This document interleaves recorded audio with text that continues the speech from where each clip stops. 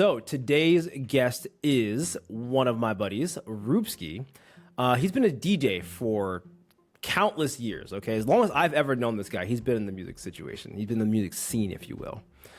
He's always also been on a self-discovery, spiritual journey type of, endeavor, if you will, always looking to just kind of better himself. And so much so that he actually even went on a retreat called Illumination back in 2024 that he stated it was way more than he could have ever expected.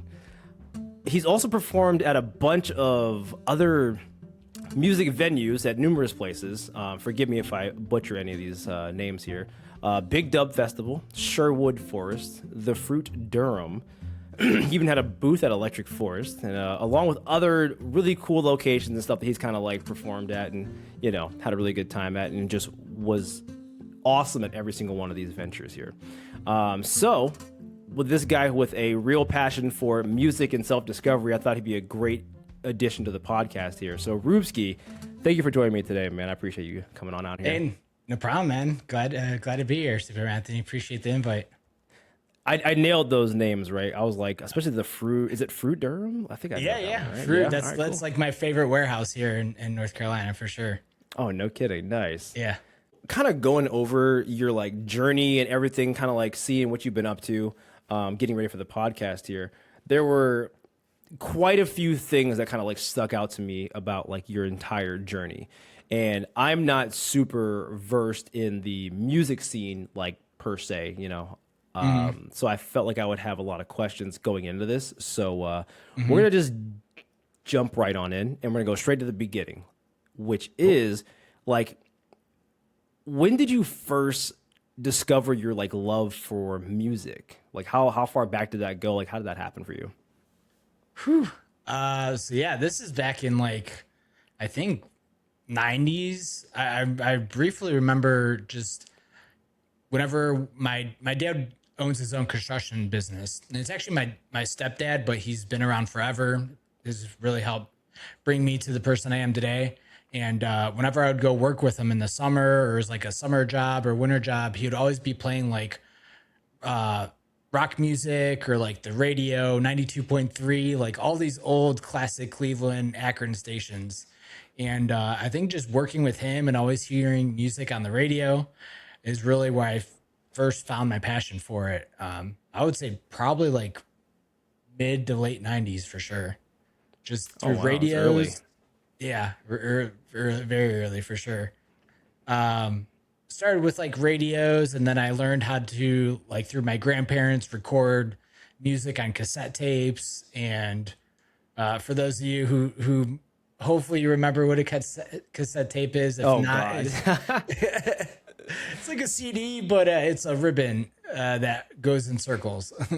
And man, it's ever since I learned how to do that, then VH1 and MTV came out with their video music series and stuff of that sort, their top countdowns. And over the years, just continue to fall in love with music. It helps really get me through all sorts of life events, emotions, good times, challenging times. Like it's always something that just really is hit home for me. So, okay. Yeah. So like going through all of that with the cassettes that again is turning into a fossil these days, which is so sad to hear about.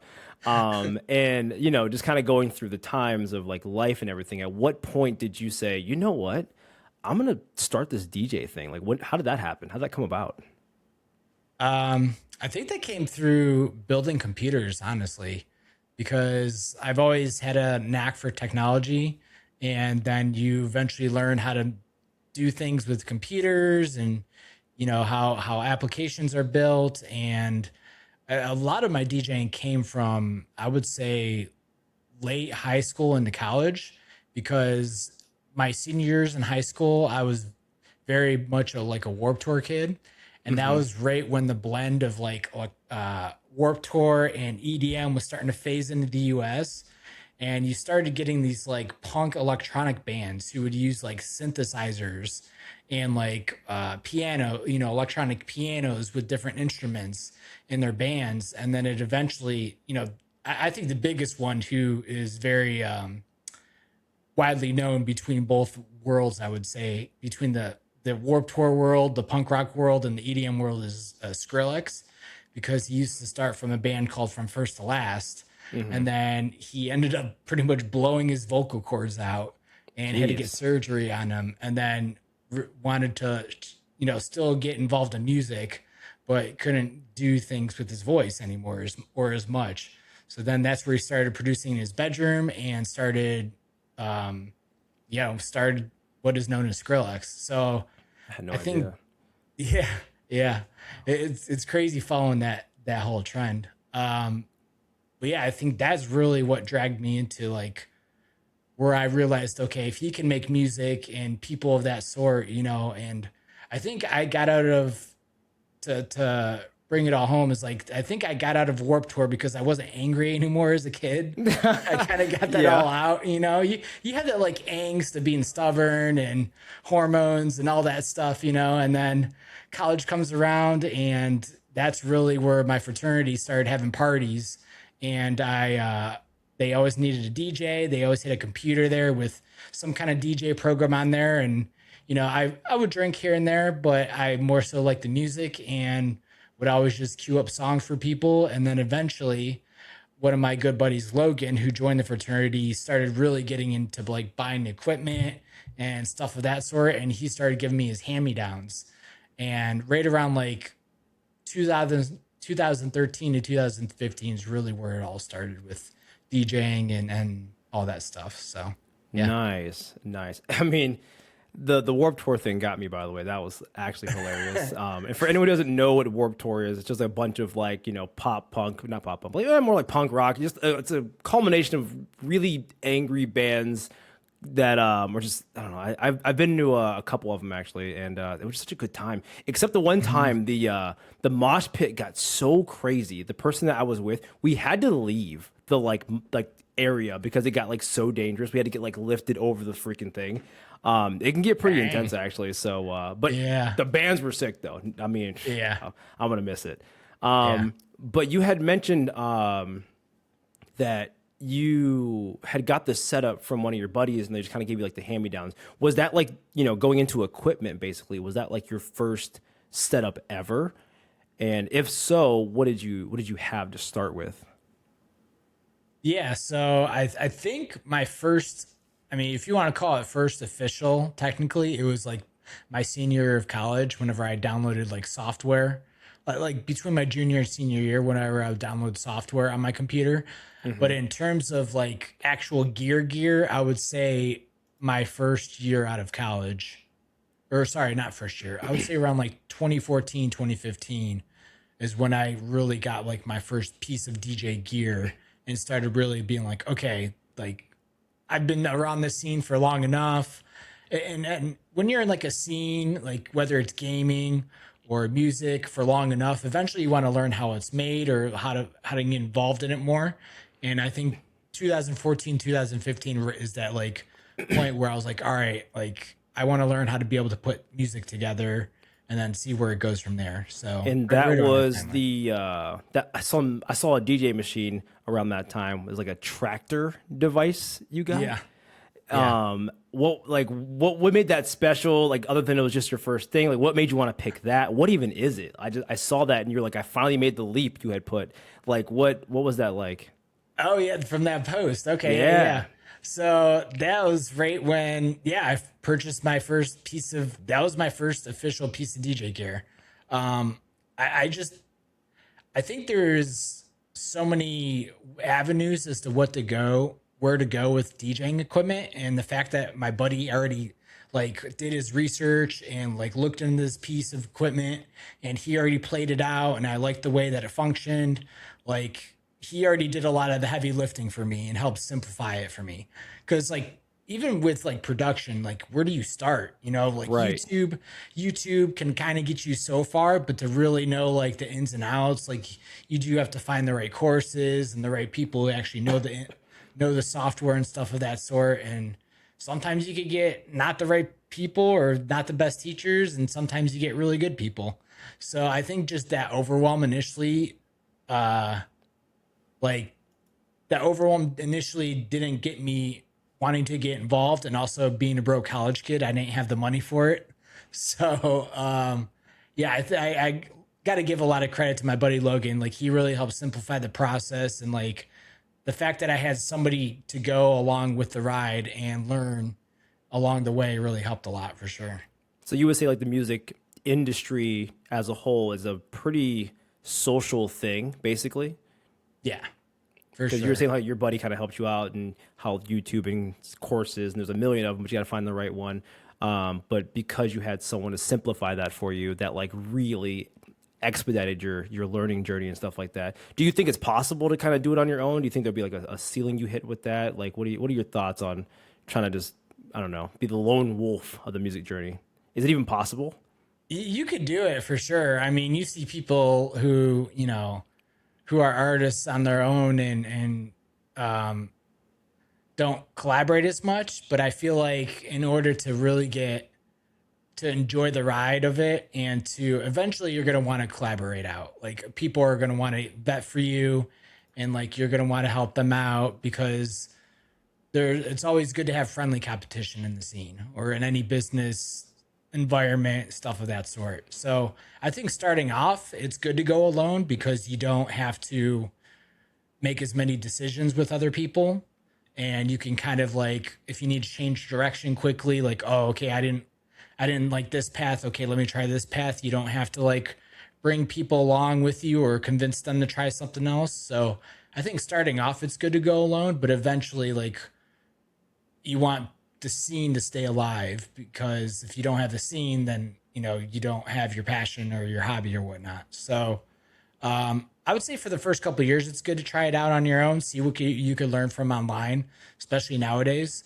But eventually, you'll want to like do back to backs, learn, because back to backs are also helpful, or seeing a way another DJ does something Wait, might what's a help back to you. back? So like if you, let's say you and I are the DJ on the same decks, then we do a back to back, and you would play every like 2 to 4 songs, or I would play every 2 to 4 songs. Oh, And then so you're going together. Okay. yeah, going together, and then the goal of that is to learn how to flow between each other's songs. Even if you have different styles, that's okay. It's just about the key of each songs and learning how to keep that flow. Okay. What was your first back to back like? Whew. I gotta imagine that like that's gotta be so hard to do for like it's sometimes with a complete stranger. You just gotta like read the vibes that quickly without Yep. that's gotta be hard.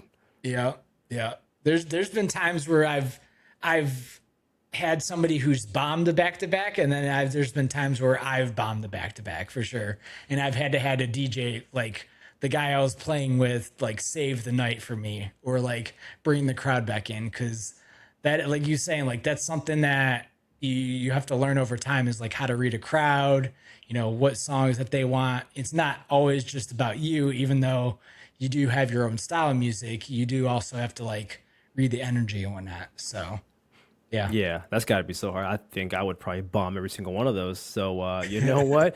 I'm like, let's just get another T Swift song in here. Why not? What's the worst that could happen? So Hey, if it's your birthday, you can cry if you want to, you know? hey, there you go. There you go. So starting off though, how important is like gear? And then like what made you want to make the jump from like nothing to that first device that you got there? So starting off, gear isn't really important. And I would even say with like, and everybody's different, of course. Some people want to get the best right off the bat. For me personally, like I would rather learn off of something than nothing.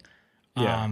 And same with streaming, you know, you'd rather worry about making good content first, then upgrade your gear as you need to. Yeah. So I think the rule applies to DJing as well, as, you know, see if you could get, I mean, luckily for me, another reason why my buddy was so helpful is because he gave me gear at a large discount. So buying it cheap and it still being in great condition, I know who I bought it from. I know what it's been through. So I think buying used is not a bad option starting off. If it could get you, you know, 1 to 3 years of use, buying it used, it'll do you plenty. Just make sure you get the licenses for your gear as well, or you might have to buy new licenses as well for the software. Oh, okay. So Gotcha. keep that in mind for any future DJs. Um, but I think starting off, like as to get in any hobby, like starting off initially is better than not starting off or delaying it, I would say. Okay. But then once you get the hang of the flow of like mixing songs and how to create a playlist and reading what's called the key of songs, so like what pitch that they're in and what type of melody that they have, it's used to help DJs like distinguish what songs to mix together. Once you get the Okay. hangs of mixing and then learning how to put songs in key, then you can learn how to upgrade your gear, get more advanced, fancy knobs and effects and all that stuff and lights. But I would say that's you don't have to do that at least until like year 2 or 3. Okay. That makes a lot of sense. And you had mentioned a couple times, and the biggest thing that I have to compare it to is streaming, since I do a lot of streaming on my own and stuff like that. But like you had mentioned, start with whatever gear you want. But then you had said a couple times, like in passing, software. You're like, oh, yeah, I did a quick little software thing, like in the beginning of your journey or whatever, when you were in what high school or something like that. And then now, you got all this new gear. And then you had mentioned the license for the software. Like what kind of role does software really play with this hardware that you're getting? Because like from a streaming perspective, all I need is OBS, download it. I don't need to buy a license for OBS, which is just an open broadcaster software for anyone who does not know what that is. But I don't need to purchase it. It's free. So like, do free things exist for that, or what? How does that work? What kind of role does it play? So free software does exist, but it's very basic. I would say like there's basic mixing software that you can at least you could even yeah I would say there is free options that exist, and you can even use like a keyboard and mouse just to learn how to read songs, how to piece them together. There's a app called Recordbox, which is free DJing software, lets you put songs together, playlists together. So that does exist, but if you do want to play it on a controller, then you do have to pay for hardware to get additional bells and knobs and whatnot. So, in short, yes, free software does exist. But then as you upgrade your gear, or if you want to use, like, it depends on the company, I would say, is some companies will, when you purchase their hardware, they'll give you a license for their software. Okay. And that is meant to be tied to the hardware. But then other companies like Pioneer, they don't charge for the software at all. They just charge for the hardware, but the hardware is more expensive. Right. So you take your picks as to what you want and what you don't want, in terms of like functionality, licensing issues, compatibility, all that stuff. What did you start off with?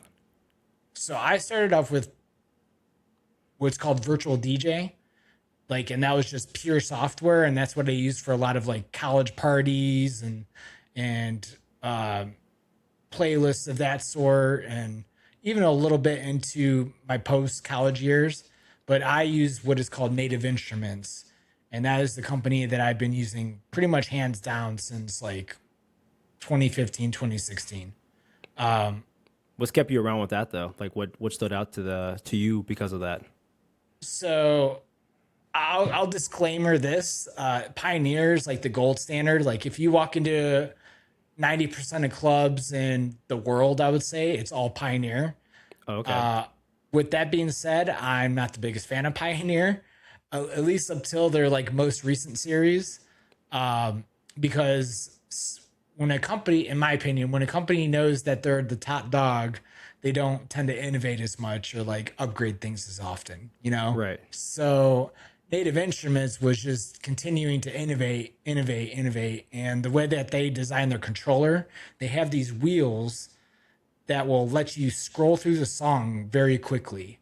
And if you mess up on like what's called keeping the songs in phrase, like each part of song, there's certain parts of songs that will mix well together. And whenever you bring one out and bring one in, and it's called phrasing.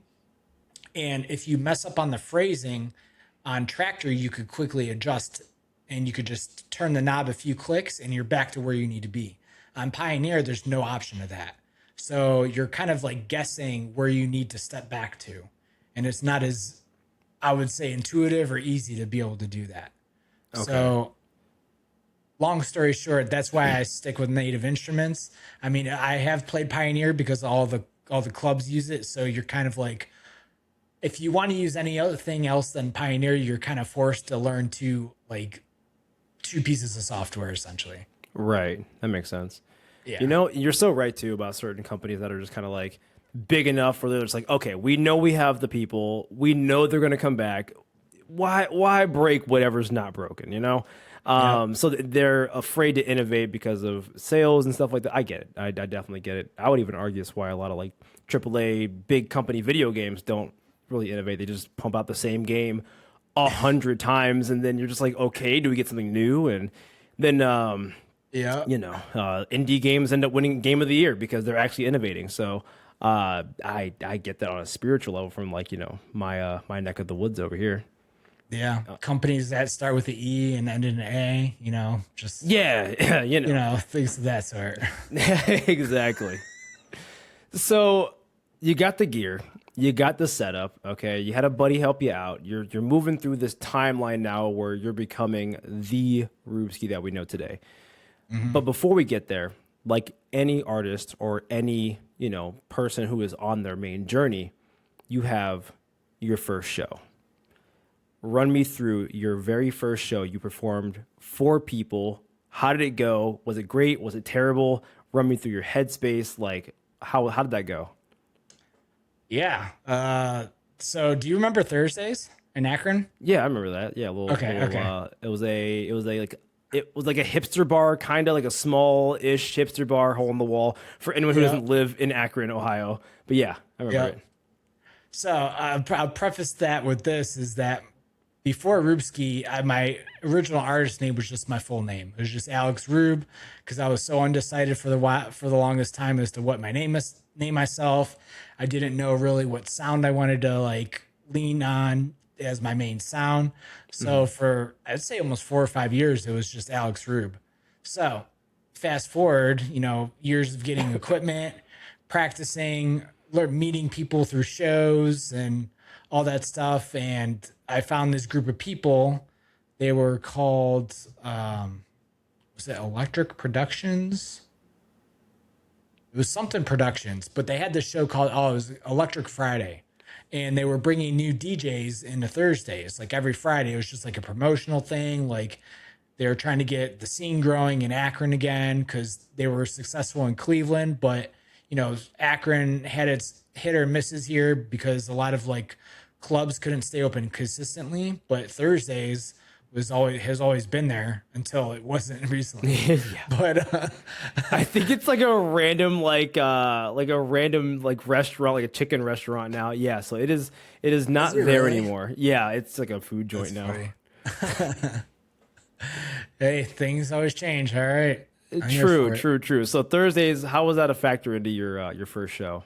So they started teaming up with Thursdays, and Thursdays was, you know, trying to pull people, especially on Thursday nights, and they were being open to the idea of EDM nights. And they were able to get a Friday slot, and that's where they, over the course of like, I think almost 2 or 3 years, they were bringing in artists like almost at least every month, if not sometimes twice a month. And they asked me to play. And one of my other buddies, Dylan, he also DJ'd with me. We actually bought our first pair of like powered speakers together when we were like buying equipment over the years. And he played the first month. It was good. So I fortunately had him to watch, to like be like, okay, this is like where I need to make sure I don't mess up. This is where I need to make sure I do good. So you're taking notes. Yeah, for sure. And overall, I think I did pretty good. There's maybe like 2 or 3 parts where like I could have done a little bit better, because again, learning to read the crowd on the fly, not always everything goes as planned. Headspace, I was nervous. Just hearing both the speakers, because I never heard speakers like live like that, and then always have to pay attention on your headphones too. And sometimes when you're playing shows, like the loudspeakers can blare out your headphones, and you're not hearing like how to cue a song. So that was initially something I had to like overcome. And also like people were trying to wave at you, say hi, like good for show, and you're trying to mix. So it definitely was a little bit of multitasking, and there was a few pain points with transitions, but overall I was very happy with how it went. And I even awesome. had like family show up, friends show up. It was a really good first show. Nice. Yeah, I feel Yeah. like doing something like that as social and public facing as that, and having the ability for it to crash and burn also very publicly had to have been terrifying. And then the fact that it went super well and everyone's there for it, it had to have been a really like sigh of relief, breath of fresh air, and everyone was probably like, "Oh my god, like he really does this. That's awesome." So that had to have Yeah. felt really good, not just from like a set perspective, but from like a friends and like family perspective as well. Yeah, definitely.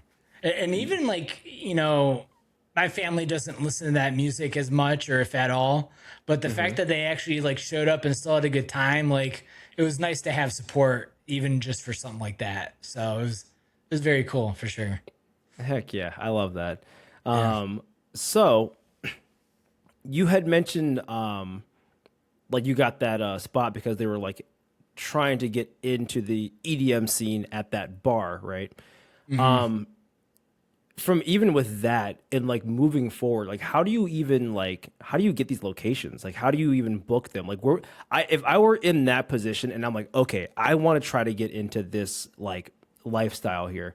I don't even know the first place I would like, how do I book anything? Like how would I even get to play anywhere? Like how does that process work? How did you figure that out?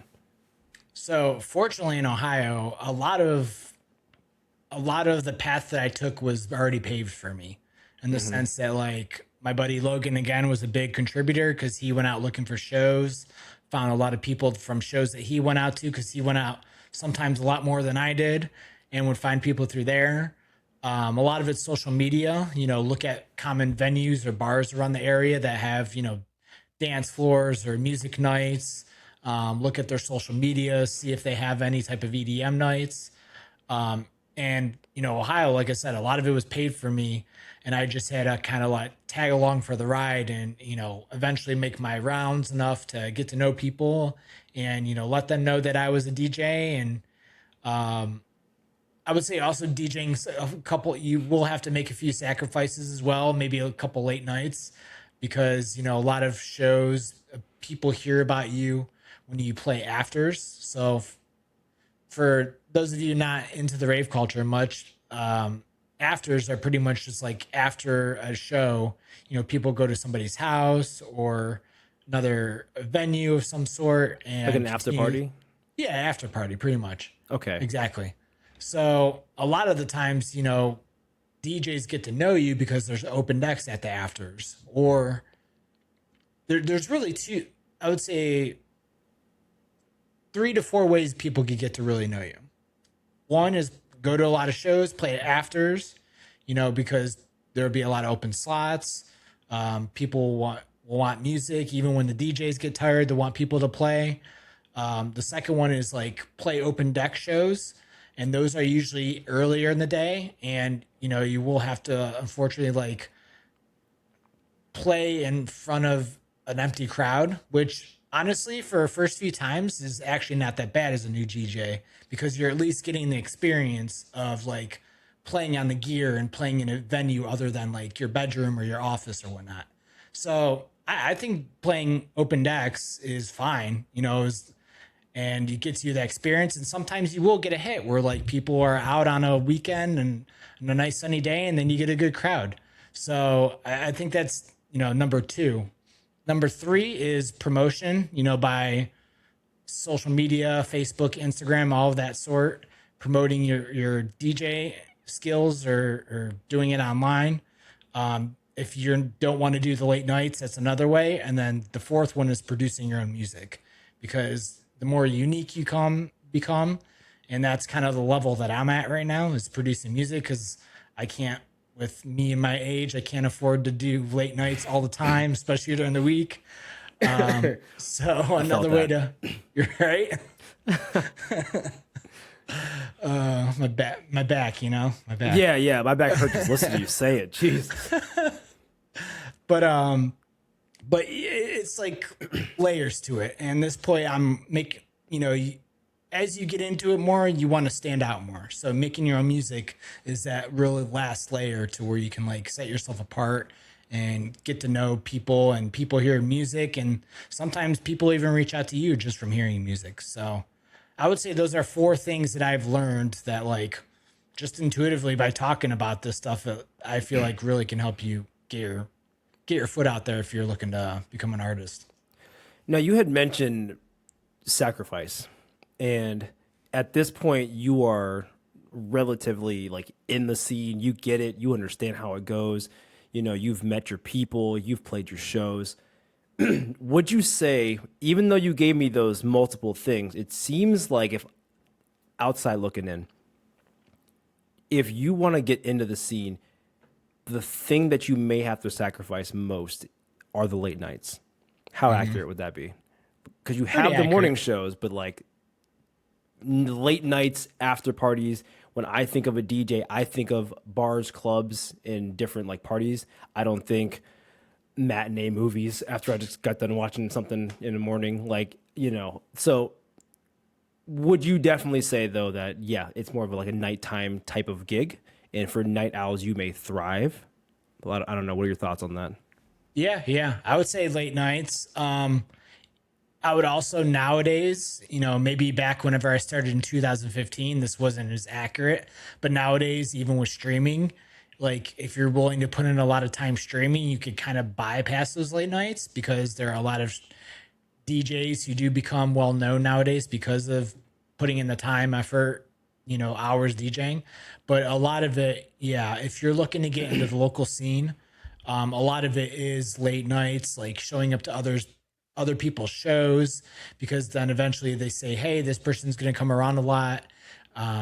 Obviously they like our style, so he must have some type of style that he likes to play that's similar to ours, stuff of that sort. So yeah, initially starting off, at least your first year or two, just like if you're trying to get good at a job or something, you're going to have, extra hours after your 9 to 5 to try to get good at something, whether it's, cleaning up your emails, if you need to get a couple extra emails out or learn a new topic or skill.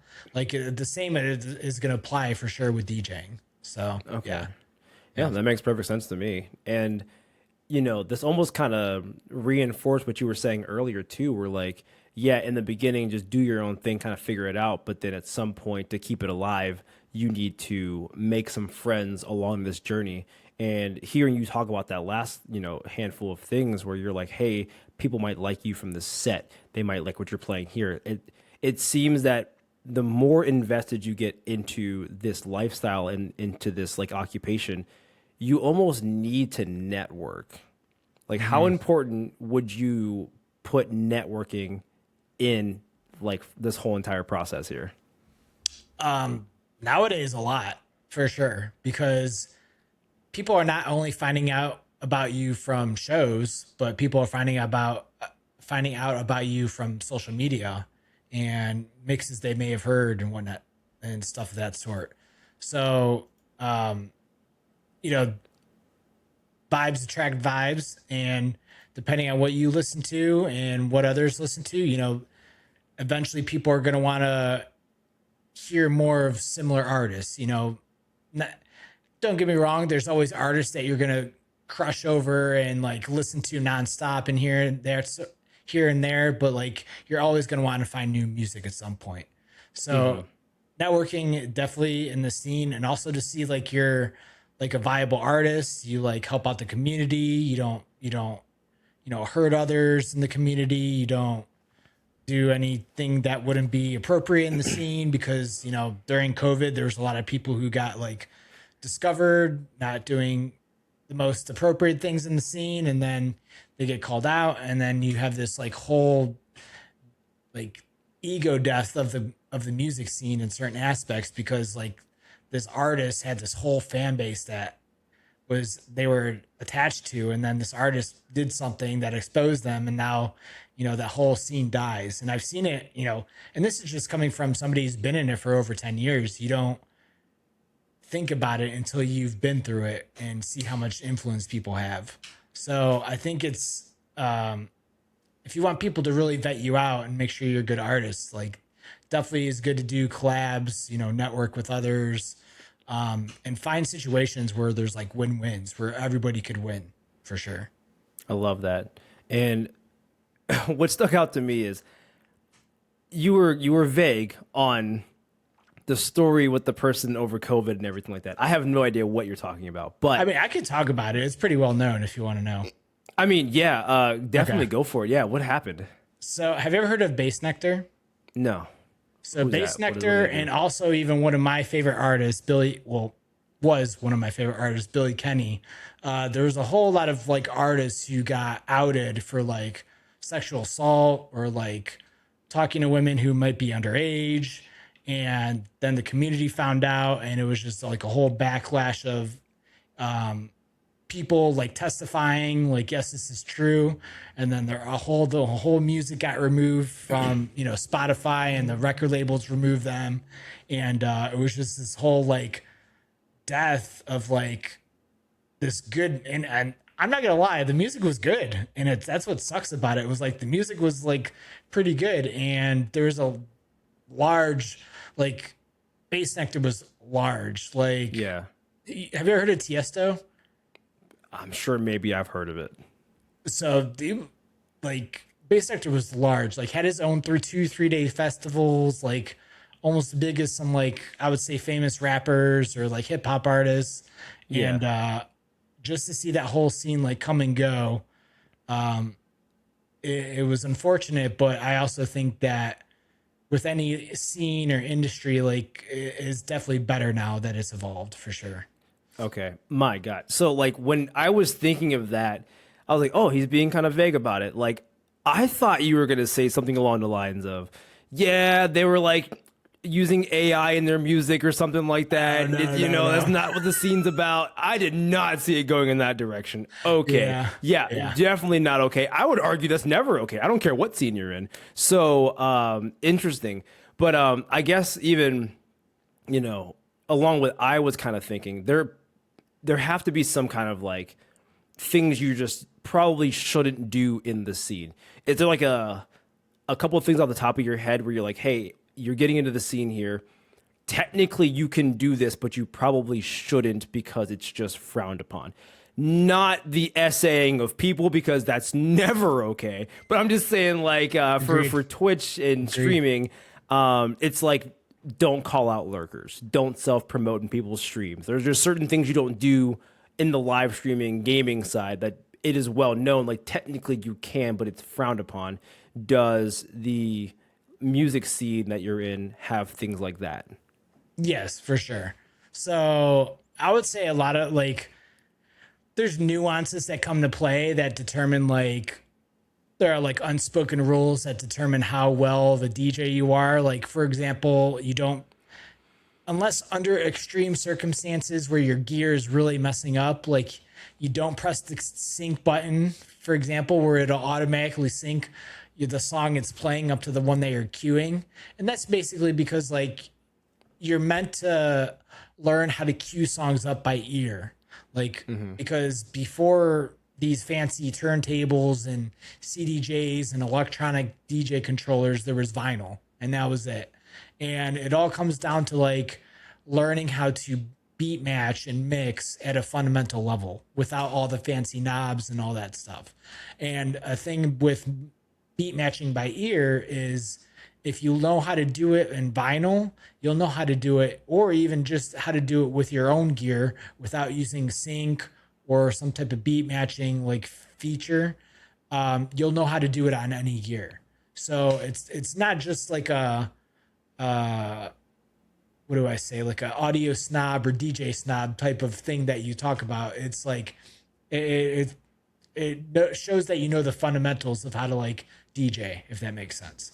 So that's one of them. Obviously, like try not to plagiarize other people's songs as with any type of work of art or creative endeavor.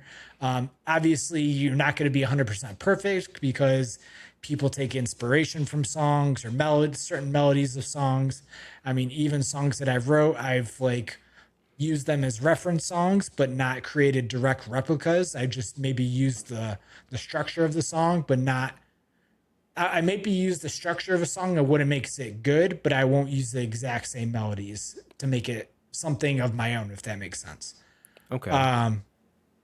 So those are two big ones. Obviously, like respect, like they out, Plur, peace, love, unity, respect is a big thing in the EDM scene. I don't know if you've heard of that or not, I but have not.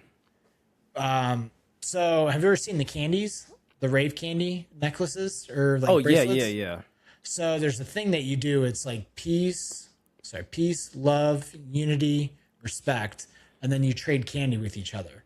So for anyone who is listening on audio, he did like some hand signs, kind of. They Yes. that did a certain thing with that before he traded the candy. Go ahead. So yeah, so to break it down, I'm imitating two people like holding hand or like clasping hands. The first one is peace, so all the fingers are touching. Okay. And love, both people make like half of a heart symbol. Then unity is like a completing a prayer symbol, and then respect is grasping the hand. And then once the hand is grasped, then each person has a piece of candy, which is like a bead bracelet, and they could be designed to anything that you want. Some could be funny, some could be from festivals, some could be your favorite song, and you trade them with each other, and then they become kind of collectibles or like memorabilia that you get from certain festivals or certain people over the years. Okay. You know what's crazy? Yeah, yeah. You just like unlocked a random memory that I Okay. had because of you. God, I don't even know what year this was. Oh my God. Because you Summer used rave. to it was one of the raves or whatever you had in Akron Yeah, yeah, downtown. yeah. Yeah, in the And you parking lot. invited me out. I like never go to these things. Like I had no reason to go to this thing. And I was like, okay, I'm literally here. My dude invited me. Why not? And you were doing your thing. You were killing it. And I think I was just chatting with like random people. And I didn't understand what was happening. But the little freaking Naruto hand signs were happening. And then they were like, hey, this is a really cool wristband thingy. And you've got good vibes. And then I remembered the only thing that triggered that memory was the last part where you kind of held hands and then they give you the wristband. I have Yep. two of them like in a thingy somewhere in my like closet. And I still have them to this day because the vibes were so right and they were so nice. And I was like, these are some of the nicest people I've ever met in my entire life. So Yep. like, yeah, I don't know why that just like randomly triggered a memory of mine.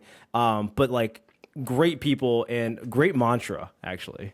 Yeah, yeah, for sure. That was such a fun show. I'm glad you stopped out to that one because that was like friends, family. It was a cool way to like close out the summer that year for sure. But yeah, Oh my that's God, dude, you killed exactly it. what happened. Like the plur, you got the exchange of the beads, and yeah, and see, it's like vibes were good. I've you have your shows where there's vibes that are not good, of course, but there's been majority of them that I've gone and I've besides people maybe drinking a little too much or getting a little too messed up, like there's never been any fights or any type of hate speech or anything. So it's been, yeah, it's been a good ride. Okay. Going off of Plur, another one is like all are welcome. And that's like all people, no matter like what race, what ethnicity, what sex, all people are welcome to rave or shows. And a lot of even bigger like rave companies are very pro that for sure. Nice. You know, Yep. hearing that, and then it's one thing to hear it, but then to experience even a little bit of it. The community and the energy is just really really nice and really wholesome. And God, I forgot all about that. I'm like so shocked right now that just like came out of nowhere. But it's almost a testament to what you're preaching as a testimony even to the diet testimony to the scene. You know, I wasn't like in the scene, but you know, Yeah, just yeah. kind of being around that. It was just some really, really nice people. So, you know, great credos and stuff like that, which is awesome, man. Definitely, definitely, man. So, moving forward into this journey here, though, at some point, and I don't know if it was during, I don't know if it was at the same time, at some point, you start leaning into personal development. Like, when did that start becoming more of a like factor into your life? Ooh. Um, I want to say, trying to think of really who the first like personal development guru I stepped into was. Um, I think a lot of it was from college, back when I was in my fraternity days. You know, like speaking of things coming back at you while we're talking about them. I want to say it was more so during like the fraternity days because a lot of my fraternity at a national level was very big on like leadership or like leadership summits or professional development and just being able to take away, you know, leadership initiatives from a fraternity at the national level. Like I was fortunate enough to get voted to go to their convention, which is where they like determine like leadership positions, elect new bylaws, stuff of that sort. To be able to see it at that level and then learn, see how they like also were like these members of this fraternity at a national level, but also are like leaders in their own companies and stuff of that sort. It was pretty cool. And I think going along that route shortly after college, I just started with the rave scene and personal development, you know, started finding friends who were more in the spiritual path. And that's really where I got into like stuff in the sense of like meditation, dare I say it, psychedelics, Yeah. um, uh, just overall personal development, overcoming limited beliefs, new perspectives. Even in college, I remember one of my good buddies started getting into like Tony Robbins, and Yeah. he was up and coming at the time, but you know there wasn't a lot of online content, so you would hear about him here and there, and through books and whatnot. I wasn't the biggest reader back in the day, but you know when YouTube came out, you started seeing all this content and him exploding, and then you know YouTube suggests people of the like, and started getting into that. That's where it really took off. So I would say really took off like started off in college years, so like 29 to through 2011, and then really started taking off around like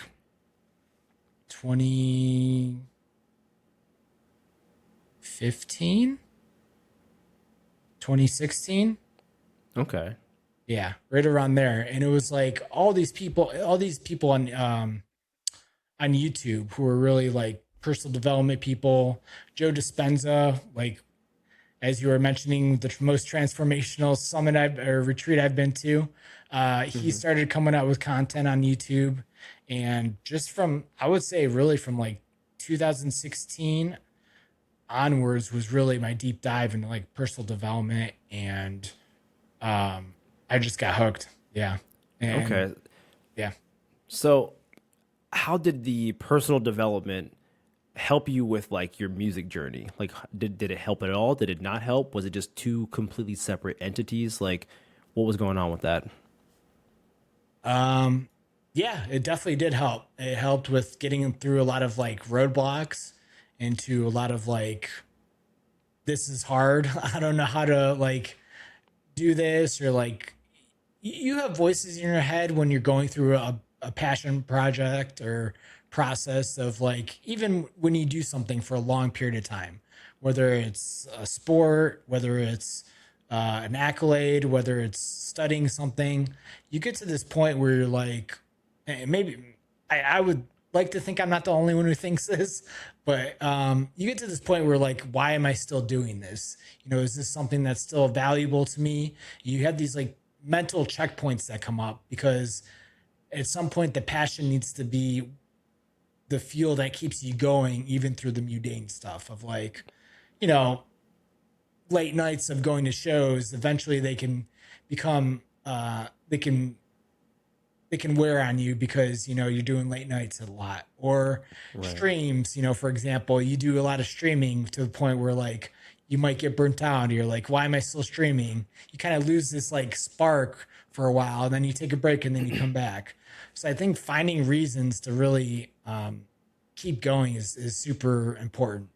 And personal development and getting through like those like limiting beliefs of like, okay, is this really something I think? Is this a voice in my head that I heard from like somebody else who might have not like, who have tried to do this before me and failed, and then you're just hearing their voice in your head, or somebody who like might even be jealous of you and you're hearing their voice in your head. And personal development, wellness, all that stuff, I would say even just like sitting with your thoughts for 20 minutes a day. If you can, you don't even have to call it meditation. You could just call it stillness, sitting there, like taking your focus off of the external world, whatever you want to call it. Just doing that for 20 minutes a day helps like really discern what you want to think and what you don't want to think. And I think that's been the very biggest accomplishment that has helped with like my creative process for sure. Okay. And you had mentioned roadblocks. Now, with all of the work that you've done on yourself, when you find yourself in like a, I don't know, what do you call it? Like it's writer's block, but for musicians. I don't know, Yeah. music block. I don't know what you Yeah. call Yeah. it. How do you get over that block? For you personally, anyway. I know everyone's different. Yeah. I was gonna say discern first is people are different with their routines, methods. Some people like to go for runs. Some people like to talk it out. Some people like to meditate. You know, some people may like to go on eat a nice meal. You know, it's different for everyone. For me personally, what I've come to like is I've realized the older I get is there's multiple parts of me that like to be satisfied, and I have to try to keep all the parts of me balanced, if that makes sense. So there's a part of me that like enjoys working out. There's a part of me that enjoys playing video games. There's a part of me that enjoys, you know, doing what I do for work. There's a part of me that enjoys making music. And I have to try to make sure I keep all those things balanced. If I get too burnt out with work, I notice I lose passion in other areas of my life, or sometimes like my health takes a toll. So I have to do things almost on a weekly basis to make sure I like keep those areas of my life balanced. Now, in terms of like a true writer's block, like no motivation, and this answer might have changed, you know, might have been different 2 years ago because I didn't have the resources that I have now.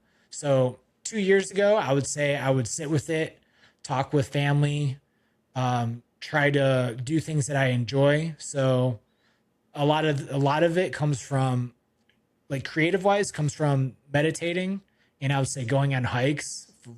Like going on hikes for sure is like underrated. Like I always I don't talk about it a lot, I guess, because it's just something I do. You know, just Yeah. like working out is something you do. It's just part of your life. Eventually, make it part of your lifestyle. But like working out and going on walks has been like two things to really help clear out like emotions or energy, or like blocks for that sort, where you just like get the you move your body and you like get your mind off of it to the point that you come back with it with a fresh start or like a fresh mind. So I think those two for sure, like meditation, hiking, or moving the body, have been the biggest help for sure. Okay. Now, fast forward to this past year, where I joined like a production and DJ boot camp. You know, I would also throw in finding community that are going along the same thing that you are going through. So a lot of the producers, you know, are in the boot camp together. You know, we're all getting roadblocks at different times, or writer's block, music blocks at different times. So reach out to your community. You know, if you're getting stuck, just say, "Hey, I'm getting stuck on this part." You know, blah blah blah blah blah. I want to go this way, but I'm not sure about this direction, or I'm overwhelmed by these many decisions. And, people will be more than happy to, in the right community, give you advice on what they think's right. And you can either take it or leave it. And either way, hopefully it helps you. But, yeah, so I think starting off, like if you going out along that like alone path, like you were mentioning before, if you're going to do it alone for the first couple of years, just try to sit with your thoughts or go walk it out, or even write. If you're a journaler or writer, write it out, too. There's even been points where I like record myself just talking things out. But eventually you want to find your community who can help get you through those roadblocks a lot quicker, more experienced you become. Okay. So hopefully that helps. It 100% does. And what also, piqued my interest is you did mention how you go for your hikes and, you go to the gym and stuff like that. And everyone has their own version of like hiking and gym, whether it's just like video games or just kind of relaxing and watching a show, just to kind of get your mind away from the thing to give you a nice, like, like a reset. Yep. Okay, I feel I'm getting sick. But so forgive me. But good. With that being said, you did mention that you had went through a boot camp too to kind of help with this process as well. And that boot camp was with a company called Birdhouse Flock. Is that correct? Yeah, so it's actually the birdhouse. So the birdhouse is like the community, and then we call each other the flock because it's the birdhouse. Got you. Oh, that's good marketing. Okay, I can see that. Right, I can see that. Right. So you've been through all this stuff. You've got your own things that kind of keep you on the rails as far as like your creative endeavors. Like, what made you want to join that boot camp? Like, what was the pull for you to even pull the trigger on that? So I gotta say, first off, shout out Jaybird for the guy who invented the boot camp and reached out to me to join. But I will also say that like I was very hesitant on joining at first because number one, it was somebody who reached out to me randomly through Instagram. And you know how you actually Instagram answered? I would have done what? You're braver than I am. Okay. he was very persistent. I'll leave it at that. Okay. And he was just very persistent. He took his time, and then eventually, started asking about, my page and like what I did and streaming and music. And I was like, all right, I'll give this guy a shot. And he reached out. We had an initial call, and initially I couldn't do it because the funding was a little tight. But then about a month or two later, I signed up, and he said he could help me make a song in 3 months.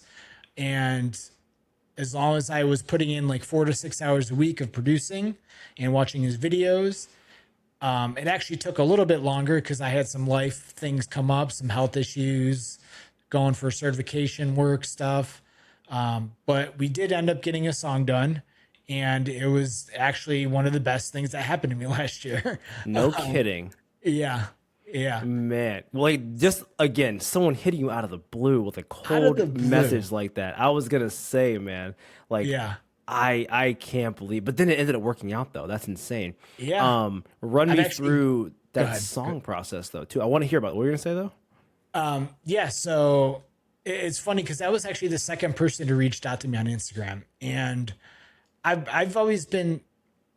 I can't say I've always been skeptical because like going back to the personal development stuff, like I've sometimes have bought into YouTube ads, and that was how I got into some of my personal development journey as well. Shout out Mind Valley. They were one I definitely found. But he very grateful he reached out because like I've now have had people on my stream from him. I've met him last year. He came to North Carolina. I'm going to go he's based out of San Jose, California. And a lot of people that I met from his crew are out there. So I'm going on in March to go meet them. And it's been a total 180 coin flip since meeting him. The community's been awesome. It's so weird. Yeah. So going into the production process. So it is, with, I'm going to reference streaming a lot in relation to music or gaming, just because they're a lot of the concepts are similar in creative design. But, whenever you're diving into something, you get very overwhelmed as to where to start. And he had like a 5-step process that showed how to make a song from, the basics all the way down to the final mix and master. And the fact that he had a structure and was allowing me to also teach me through the program that I wanted to learn on. Because, there's different DJing programs, there's different streaming programs, different production programs as well. Right. So the fact that he was able to work with me and my time shifts or the time availability I had every week, and he was allowing me to work on my own program and was giving feedback. Like I was like, yeah, sign me up. And at the time, speaking of personal development, I was listening to a guy named Ty Lopez. I don't know if you ever heard of him or not. But He's the guy who had the Ferraris in the with the books all over the okay. Yeah. Remember so those ads. I did sign up for one of his courses. Okay. It was only $100 for the year, and I was like, you know what? This guy's been talking about this program for like 3 years now. It's $100. Why not? So he was talking about, and yeah, he is a little flashy. He even admits it, but his stuff was for the price I paid, I will say it was valuable. That's good. Whatever books that he read, whatever advice he gave from the books he read was fine. So one specific piece of advice, which was right around the time this guy reached out to me, and he was talking about risks. And like he was saying that, I will always do something within reason once, but I will never do it twice if it doesn't prove out to be, something beneficial. I was like, you know what? Okay. The price was a little steep. It was like a couple $1,000 to do it, but it's a risk. It's something I was wanting to learn, since a few years in from DJing. Like, let's just try it once. Worst comes to worst. I say, I lost money, unfortunately, or it at least got me so far enough that I can go off on my own and finish what I need to do, Right.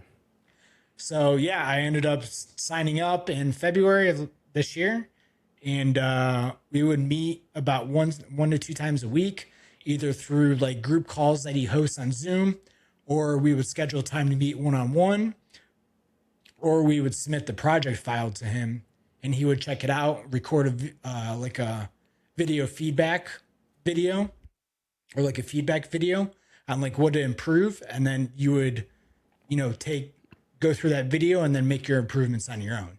And what I also liked about his program was that he didn't make, like, he would show you what to improve, but you would always still have to make the changes on your own. So you became familiar with like the software and the gear and the instruments and everything of that sort. Okay. So I think that was the biggest thing, is that like he wants to make sure you're consistently learning, you're consistently trying new things and creating, and then you're consistently getting feedback. Because then the second time around, like on the second and third song I've started working on, it's been so much quicker. They're like, oh, okay, I know where to get these drums. I know what key I need to get them in. I know, okay, this goes here and this goes there because of this previous song.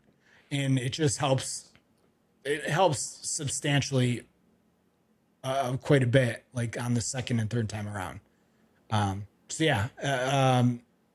It consisted of like videos, it consisted of feedback, and it consisted of like lots of trial and error, but it was so worth it.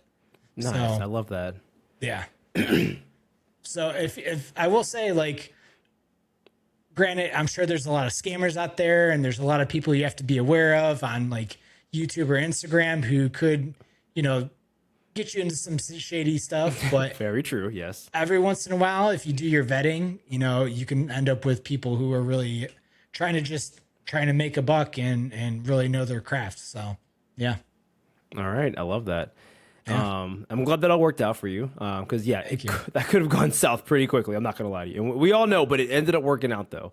Yeah. I mean, nothing ventured, nothing gained. So I'm glad that panned out. And that actually helped you in the long run too, with, creating music in the future. So, I mean, that kind of just leaves me one real question left to ask you. I mean, what's next for Roobski? Oh man. So this year I'm going on another Joe Dispenza retreat in March. And it's kind of good timing, with speaking of the birdhouse flock or crew, because I'm gonna go on that retreat for 3 or 4 days in San Diego, and then I'm driving up the coast to the San Jose, San Fran area to go visit them all. Nice. So that'll be happening in March. I'm gonna start reinventing the wheel with streaming. Once I pass the certification, I feel like I've been talking about this for years just because I've been going for so many. But after this next one, hopefully at the end of the month, I'm going to really start spearheading like music, streaming again, having somewhat of a personal life instead of just studying all the time. And really want to revamp my stream, want to get new graphics going, new emotes, stuff of that sort. I feel like it's due for overhaul after being a few years out. Music to come with it. I do want to start, once I get the hang of doing production pretty fluently, where I can create ideas within a few hours, I want to start streaming those as well. Electric Forest, if anybody is interested this year, we'll be group camping for that again. Hopefully some more groove therapy guests as well. Obviously, you're always invited if you want to continue the conversation. Perfect. Absolutely. Yeah, win-wins here. Just more music. I'm glad I'm finally on this path of like actually creating songs, because it's been something I wanted to do for a long time. And I just can't wait to create more versions of Baby Shark remixes for y'all, Absolutely. Baby Shark is a classic. Absolute freaking classic. Do you remember when I made that trap remix? I do. And I couldn't stop hearing Baby Shark everywhere I went. It was basically the 6, 7, of the time. Brain rot ever evolves at any point in our lives. So here we are. Here we are, man. Here we are. So with that being said, where can we find your music? You completed that song. Where can we find that song? Go ahead and let us know where anyone listening or watching can find you. Yeah. So anything Roobski, you could find on my Linktree /Roobski_. Twitch is twitch.tv/Roobski with an underscore at the end. Somebody already took the original Roobski. So I had to put an underscore at the end. Monster. Right? And every time I check, he doesn't stream in like months. And I'm like, just give it up, buddy. Like, yeah, give it to the more consistent one. That's right. SoundCloud is Roobski as well, no underscore, and then Spotify is Roobski as well. Regarding the new song, it is not out yet, but it will be out within the next, I would say, depending on how the whole process goes with distributing on Spotify, hopefully by mid-February. Oh, that's awesome. All right. Yeah. Something to look forward to then. Yeah, look forward to it, man. So I have a borrowed tradition that I've gotten from another podcast that I absolutely love, where a previous guest asks a future guest a question. And I think this question, it's from Diary of a CEO. Love that guy. Great. So this is from Pufflehuff, who is also a streamer on Twitch and a content creator. And she asks, what's something that you know now that you wish you could go back and tell yourself when you first started, she said streaming, but I'll say DJing?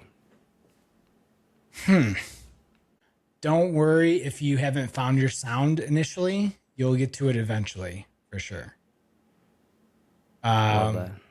Yeah. And I would also piece that with like, don't worry about the distractions of the outside world either. Because